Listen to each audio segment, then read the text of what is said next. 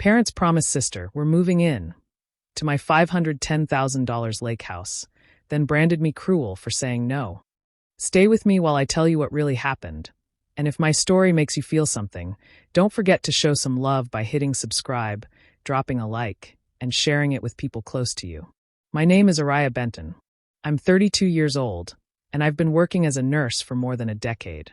Night shifts, double shifts, overtime. I've done it all. I didn't have much of a social life because every dollar I saved went toward one dream: buying my own house by the lake.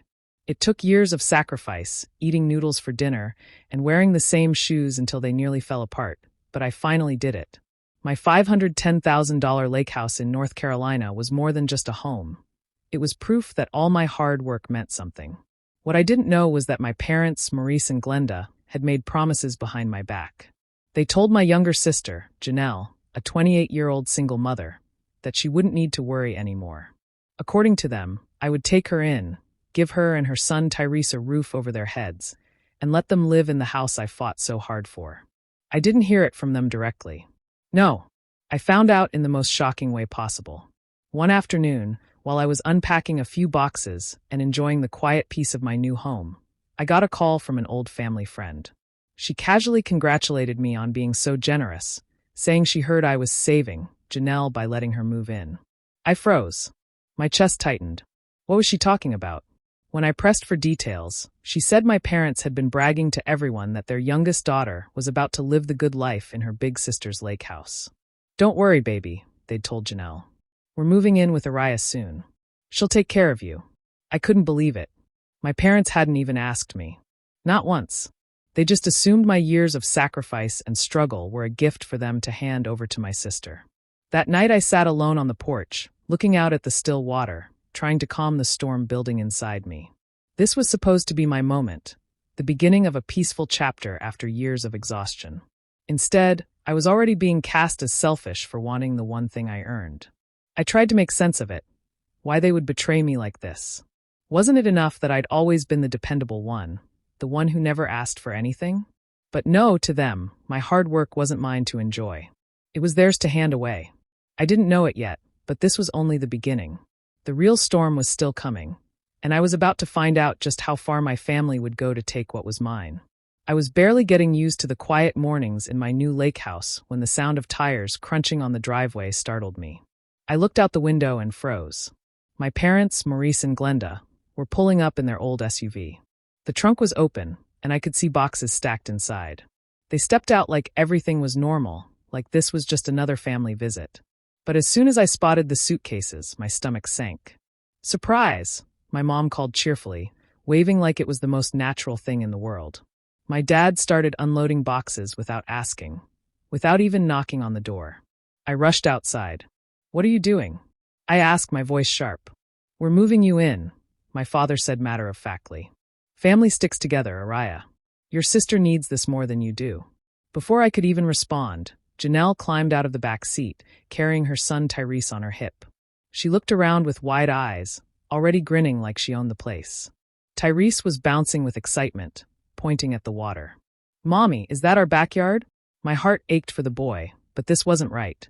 Janelle gave me a practiced pout, tears welling up in her eyes as if she had been preparing for this scene. Please, Reby. Tyrese deserves to grow up here. A backyard by the water, a safe place to play. You have more than enough room. I couldn't believe what I was hearing. I shook my head firmly. This is my house. I worked for this. I paid for this. No one is moving in but me. My mom's smile dropped. Reby, don't be like this. Your sister has struggled enough.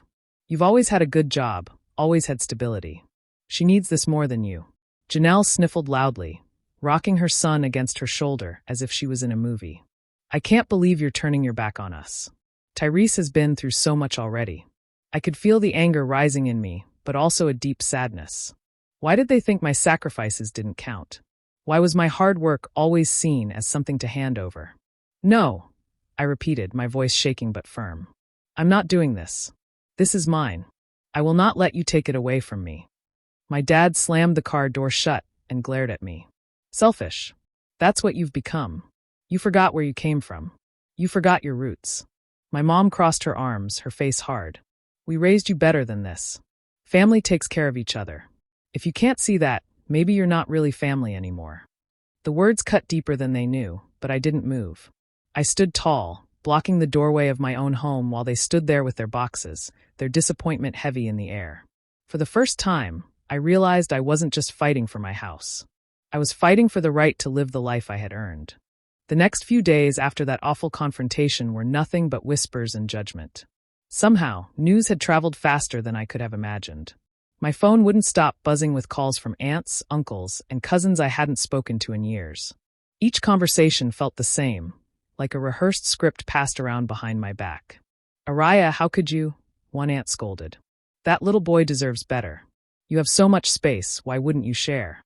Another cousin sighed heavily, her voice dripping with guilt. "Family helps family. You've really changed since you got that house. Money's made you cold." Each word landed like a stone in my chest. I wanted to scream, to tell them none of them had worked my double shifts. None of them had paid my bills. None of them had cried in the break room from exhaustion just to save a few dollars. But instead, I sat in silence, gripping my phone so tightly my hand hurt. Then the text came. It was from Janelle. "Guess you really don't care about us after all." No hello, no explanation. Just that sharp knife of guilt wrapped in a few words. My throat tightened as I read it again and again. She knew exactly what she was doing, painting me as the villain, the heartless sister who abandoned her family. That night, I broke down and called my best friend, Selena Ward. She had been by my side since college, the one person I could trust with the ugliest parts of my life.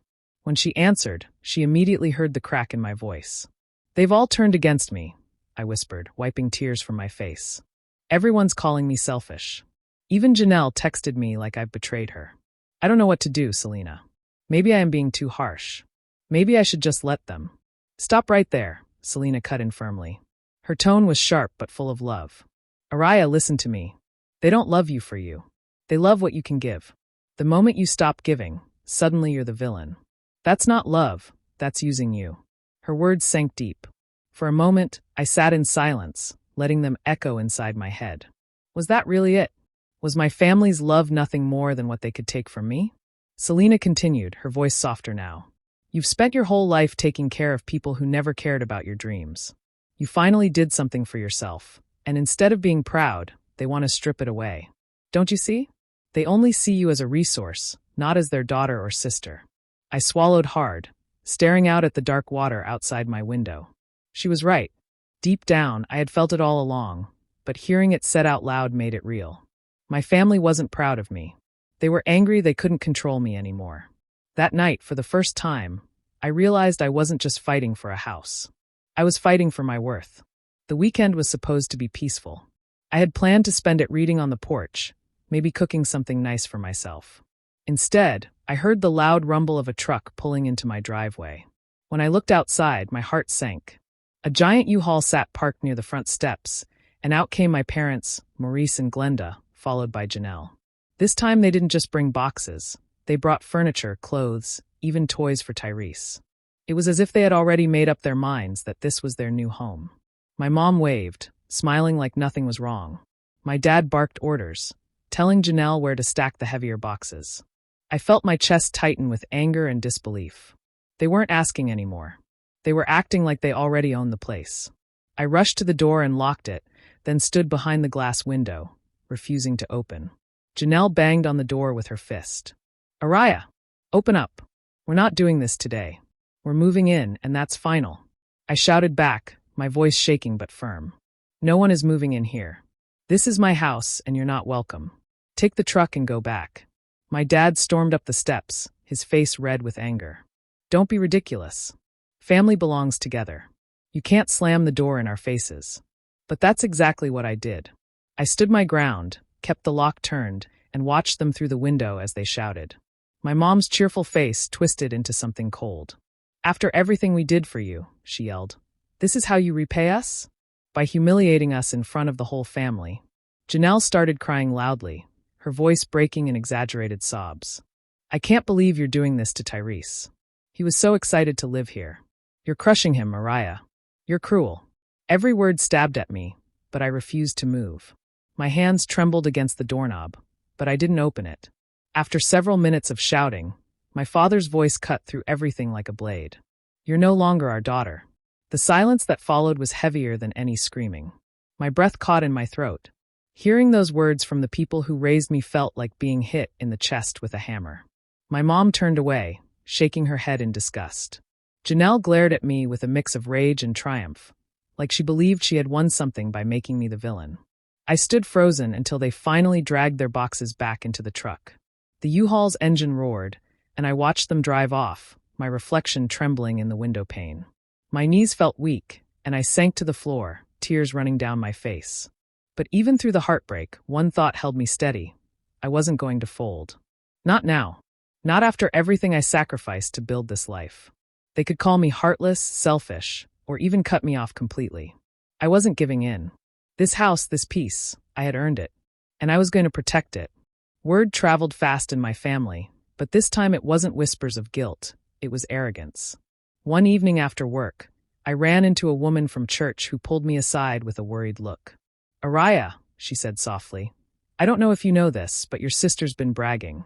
She keeps telling people she'll be running your lake house soon, like it's already hers." The words lit a fire in me. Janelle wasn't embarrassed by what she had done. She was proud. She was walking around, claiming ownership of something I had bled for. My jaw clenched as I thanked the woman and walked away, my mind spinning. It didn't stop there.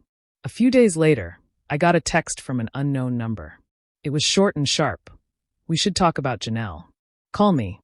I almost ignored it until I realized who it was. Darius Cole, my ex-boyfriend. The same man who had broken my heart years ago. The one I never thought I'd hear from again. When I called, his voice was smug. "Janelle reached out to me," he said. "She thinks I can convince you to do the right thing. Let her and Tyrese stay in the house. You know she's struggling, Araya. Why don't you just let it happen? Everyone's saying you've changed." I nearly dropped the phone. So now Janelle was dragging my past into this? Using the one person she knew had once been my weakness? My chest burned with fury, but I kept my voice calm. "You tell her this," I said coldly. "She doesn't get to use me anymore. Not my house. Not my name. Not my life." Then I hung up before he could answer. That night, I realized something had shifted inside me. Up until then, I'd been reacting, defending myself, blocking their attempts to barge into my life. But now I understood. If I kept playing defense, they would never stop. I had to get ahead of them. So I began planning, quietly, carefully. The first step was financial security. I scheduled meetings with my bank, double-checked every account, and made sure no one but me had access. I froze my credit temporarily, blocking any chance of someone opening accounts in my name. Next, I called a lawyer. I explained everything, from the U-Haul incident to the gossip, and asked about protecting myself legally.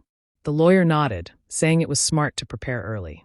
We drafted notices, drew up documents, and made sure my property and identity were untouchable. Finally, I started collecting evidence. Every text from Janelle, every voicemail from my parents, every rumor that reached me. I saved it all. Screenshots, recordings, written notes with dates and times. If they wanted to paint me as the villain, I would be ready with proof of what was really happening. I didn't announce anything, didn't lash out, didn't warn them. Outwardly, I stayed quiet. But inside, I was sharpening my armor. They thought they could bully me into submission. What they didn't realize was that I had just begun preparing for war. I thought I had seen the worst of it, but the real betrayal came on an ordinary weekday afternoon. I had just finished a long shift and stopped by the bank to deposit my paycheck. As I waited in line, the teller glanced at her computer, then gave me a curious look. "Ms. Benton," she said carefully, "are you here about the loan application?" My stomach dropped. "What loan application?" I asked. She hesitated before lowering her voice. "The one that was submitted earlier this week. It lists your name along with Maurice and Glenda Benton. It looked like a cosign request." For a moment, I couldn't breathe. My own parents. They had tried to put my name on a loan without telling me. My heart pounded as a wave of anger and betrayal surged through me. "Can you show me the file?" I asked firmly. The teller pulled it up on the screen. There it was. My name, my social security number, my address, all tied to an application that wasn't mine. The borrower listed? Janelle Benton. My sister. Heat flushed through my body. I could picture it clearly. My parents marching into the bank, using my information like it was theirs to give. All to help Janelle secure money she couldn't qualify for on her own. They hadn't just disrespected me. They had tried to destroy everything I'd built by putting my credit, my lifeline, at risk. I need this stopped immediately, I demanded. Flag it, cancel it, do whatever you have to do, but no one is to touch my name or my credit without my approval. The teller nodded quickly, calling over the branch manager. I repeated myself, my voice shaking but strong. They assured me they would block the application and place extra protections on my account. Still, I made them print the documents and hand me copies. If my own parents were willing to do this, I couldn't afford to leave anything to chance. When I walked out of the bank, my hands were trembling around the papers. I sat in my car, staring at the proof of what they'd done. They hadn't just wanted to move into my house. They were willing to ruin my financial future, the very thing I had sacrificed years to protect. That was the moment something inside me snapped. Up until then, I had still been clinging to a sliver of hope that maybe they were just desperate, that maybe they didn't realize how much they were hurting me. But this was deliberate, calculated. They had chosen Janelle's comfort over my security without hesitation. As I drove home, my chest ached, but my resolve hardened. They thought they could gamble with my name, my future, as if it belonged to them. They couldn't see it yet, but that single act had cost them something much bigger than a loan. They had cost themselves me. It was a warm evening when the pounding on my front door began. At first, I thought it might be delivery drivers, but the banging grew louder, sharper, more aggressive. I opened the door, and there she was, Janelle, my sister, her face twisted with rage. "You think you're better than us now, don't you?" she shouted, her voice echoing down the quiet street. "You sit up here in your fancy lake house while your own nephew doesn't even have a stable home. You owe him, Mariah. You owe us." Her words stung, not because they were true, but because she believed them so deeply.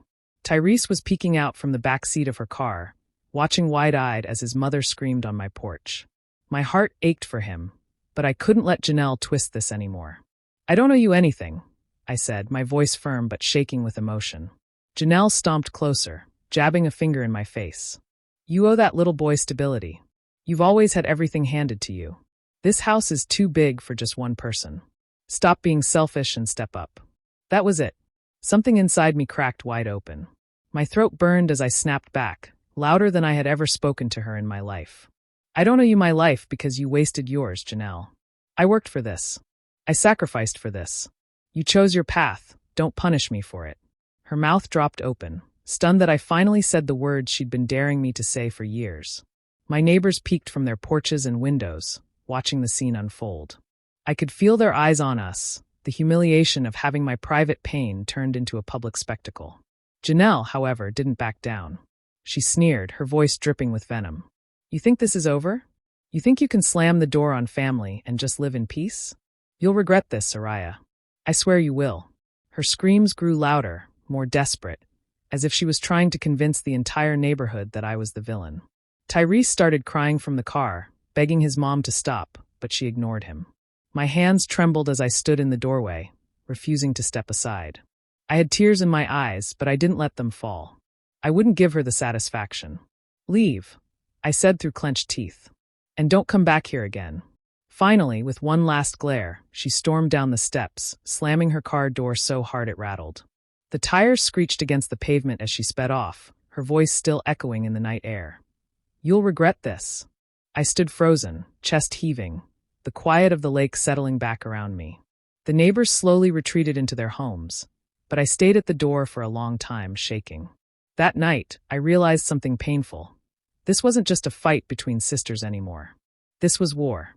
The silence from my parents lasted only a few days before it broke in the harshest way possible. I came home from work to a voicemail from my mother, Glenda. Her tone was sharp, bitter, and filled with disappointment. "You've made your choice, Soraya. If you can turn your back on your own sister and nephew, then you're not the daughter we raised. You're heartless." A second message followed from my father, Maurice. His voice was colder than I'd ever heard it. "Don't bother calling us anymore. Until you learn what family means, we have nothing to say to you." I sat on my couch, clutching the phone in my hand, feeling like the floor had been ripped out from under me. The people who brought me into this world, who were supposed to love me unconditionally, had cut me off as if I were a stranger. The weight of their rejection pressed down on me, and for a while, all I could do was cry. But somewhere inside that pain, a different feeling started to grow. Strength. If their love came with conditions, Maybe it wasn't love at all. Maybe Selena had been right all along. They only valued me for what I could give, not for who I was. The very next morning, I took action. I called my workplace and removed my parents as my emergency contacts. It felt strange, like tearing away the last threads of connection, but it was necessary. Then I called a locksmith. By evening, the locks on every door and window had been changed. For the first time, I felt safe in my own home, free from the fear that someone might try to force their way in again. I also blocked their numbers.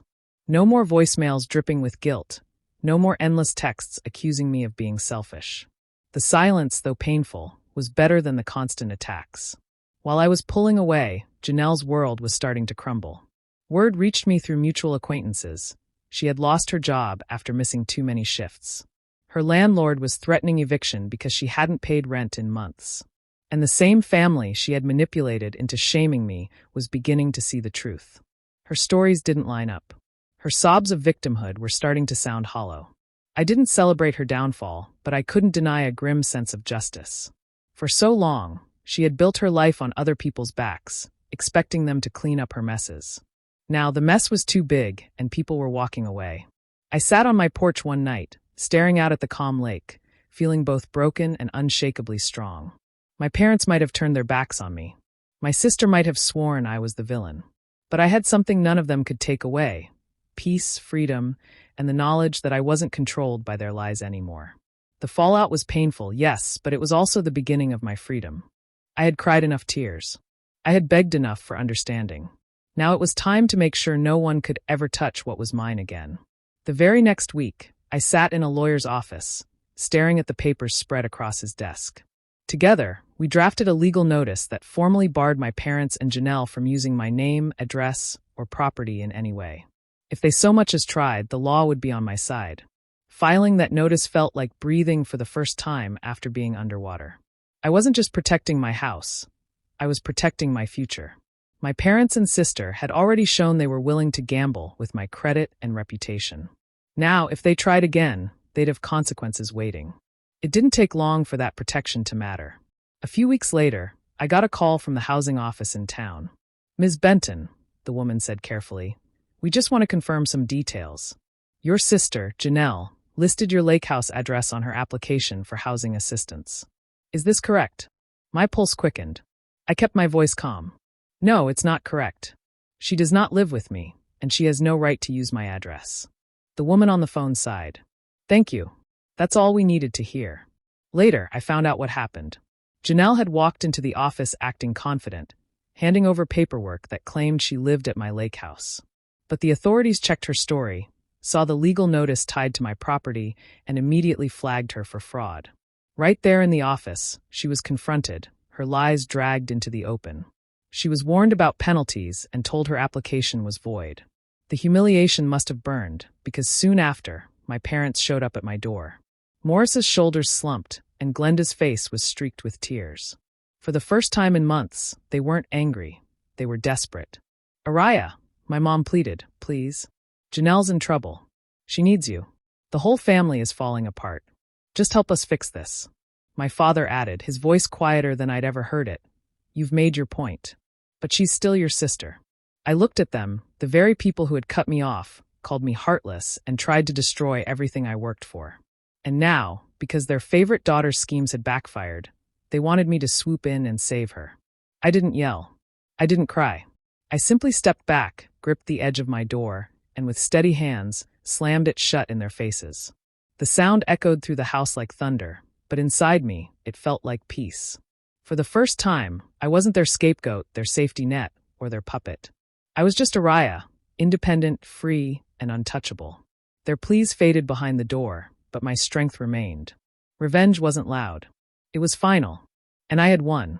The mornings at the lake house were finally quiet. I would step onto the back deck with a cup of coffee in my hands and watch the sunlight spill across the water. For the first time since buying this place, I wasn't afraid of hearing a knock on the door or seeing a moving truck in my driveway. The peace was mine, and no one could take it. After everything, I made the decision to block every number connected to my family. My phone had been a weapon they used against me. Texts filled with guilt, late-night calls to shame me, voicemails dripping with manipulation. One by one, I deleted and blocked them all. Maurice, Glenda, Janelle. It felt like cutting invisible chains from my wrists. Of course, it hurt. A part of me wanted to believe they would eventually love me without conditions. But every memory reminded me that I had been nothing more than a lifeline to them. Never a daughter or a sister in the way I deserved. The moment I stopped giving, their love disappeared. That wasn't family. My real family turned out to be the ones who showed up without strings attached. Selena, who sat with me through nights of doubt and told me over and over, "You're worth more than what they see." My co-workers at the hospital, who invited me into their homes for barbecues and birthdays, making me feel welcome. Even my neighbors, who nodded kindly when I waved from the dock, offering small kindnesses that added up. Together, they gave me something my blood relatives never had: support without demand. Choosing them felt like breathing clean air after choking on smoke for years. As the weeks turned into months, I settled into the life I had fought for. I painted the guest room the soft blue I'd always imagined. I planted flowers in the front yard, knowing no one would trample them while dragging boxes inside. I even bought a canoe and spent lazy afternoons paddling across the lake, feeling the strength in my own arms with every stroke. It wasn't just about the house anymore. It was about proving that I could build a life on my own terms, no matter who tried to strip it away. My parents' silence no longer scared me. Janelle's anger no longer haunted me. Their absence was a gift. One evening, as the sky turned shades of gold and pink, I sat on the porch and whispered to myself, "This is my revenge." Not the slammed doors, not the legal papers, not even the humiliation they faced when their lies collapsed.